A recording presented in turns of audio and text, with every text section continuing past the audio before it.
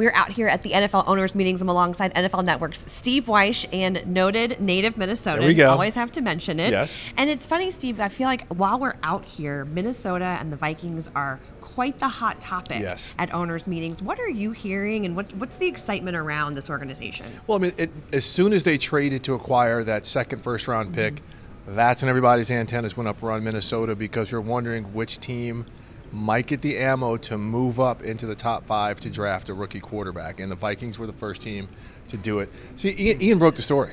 Probably so. What story? About the Vikings making the trade to get the second first-round pick. That was a clever trade, actually. Did you agree with it? You liked it? I mean, I think by the numbers it looks pretty good, and I think by might it help them get a quarterback or maybe another really good player in the draft. I liked it. Yeah, pretty clever. Wait, see how Ian soft-shoed that? Yeah. Maybe another player? Turn it on right there. Well, you never know. I mean, you need 2 to trade. If somebody doesn't want to trade, then there's going to be no trade. But I liked the maneuvering, because there's nothing more important than getting a quarterback. And if this creates options, which I think it did for the Vikings, then I thought it was good. There we go. All right, Ian, carry on. Steve now working for Vikings.com. No, but like Ian said, I mean, once the Vikings got that second first-round pick, that's when it was like, okay, there's a team that's going to make a move. Now, is somebody else going to make a move? And like Ian just said, is somebody going to trade out? Oh, there are teams that will trade out. In the top 3, I don't think so. But I think the Vikings, again, are a team to be watching. And obviously we're watching that quarterback position. Yes. How would you rate this current class? I'm not a draft analyst, but in speaking to people, I mean, there's no question the top 3 guys. Caleb Williams is just an amazing football player. What he's done on the collegiate level, will it translate? We'll see. And then it's the Jaden Daniels, the Heisman Trophy winner out of LSU, Drake May out of North Carolina. Everyone expects him to go 2 or 3 in some form or fashion. And then the intrigue with J.J. McCarthy now out of Michigan, the national champion. And again, it is as soon as the Vikings got that second first-round pick, that's when the conversation with him really started to narrow in. Like, we never heard so much about J.J. McCarthy until the past 2 weeks. So that's going to be intriguing. Then Michael Penix out of Washington is a fantastic player, a great passer, just a beautiful thing. But the medical, he's blown out his ACL twice. He's had some shoulder injuries. Which team is going to feel comfortable spending a high pick on someone who's a potential injury risk versus we really need a quarterback? Because there's a lot of teams, Vikings at 11, Broncos at 12, Raiders at 13, all need quarterbacks as well.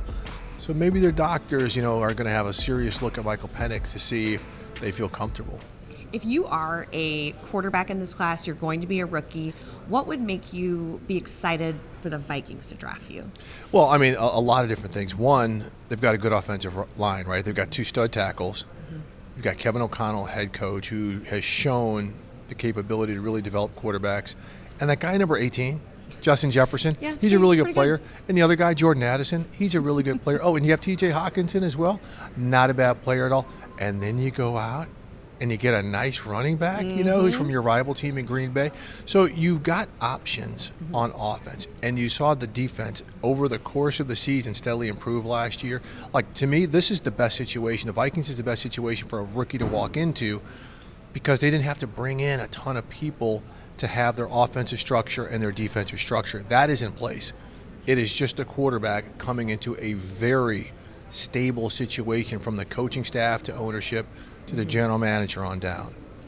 However, there is a quarterback that they picked up in free agency, Sam Darnold, who Kevin O'Connell says his best football is ahead of him, and he really, truly believes that. What are your thoughts on that? I would agree with that. I mean, Sam Darnold is an incredibly talented player. He can throw it. He can run with it. He's had the experience. It didn't work with him and the Jets. So, and then he backed up, Brock Purdy in San Francisco. So he's been around some really good coaching. He's coming from an environment where the player accountability and the overall accountability to win is important. So now he's like, oh, okay, this is what it looks like on the other side. So again, if Sam Darnold has to start, the Vikings will be fine. I mean, that's a very, very good backstop if it needs to be one. Bridge quarterback, whatever you want to call him. But Sam Darnold is an incredibly talented player. We'd love to hear that. And we're excited about the defense as well. Yeah. A lot of additions. It was definitely a focus, this free agency.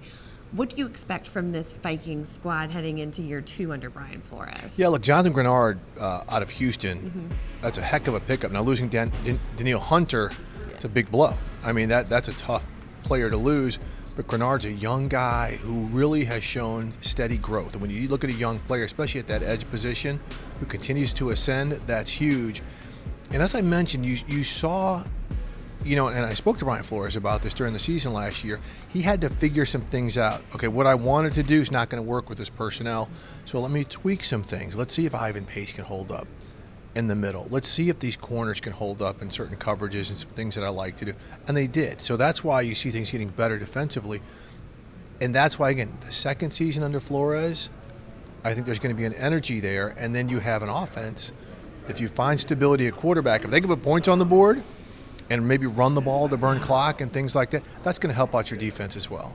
Yeah, it's a lot of positivity, it feels like, us surrounding the Vikings. Maybe it's because we both do like them a whole lot. I don't know, that might be it too. Well, it's positive right now. It's positive everywhere. But I think if they find stability in the quarterback spot, they're going to be right there in the mix. Yes, it's been really exciting to be here, to be able to see the Vikings in the spotlight. Excited to see what they do in the draft this year.